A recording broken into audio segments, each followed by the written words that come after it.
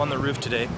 I was kind of in a grumpy mood, and then I remembered that I'm coming up to clean the roof flashings and listen to music in the hot sun. And now I'm happy. So I have to clean off all the crap on these stupid flashings here. The bird turds. Bird, bird, bird, bird is a word, bird, bird, bird, bird, bird is a word, bird. Thought you might want to see the view of Haleakala from the roof. It's pretty sweet. It's a big... That's pretty cool.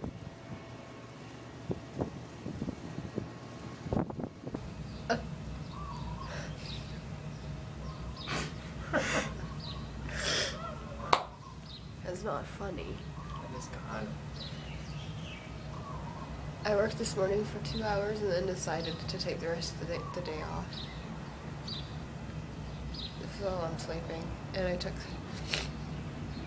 sinus stuff to try to make my head feel better. Right, Ralphie? Yeah. 2-for-1 Frappuccinos on May 6th to 15th. Let's do that. Done. Done. I'll say bye.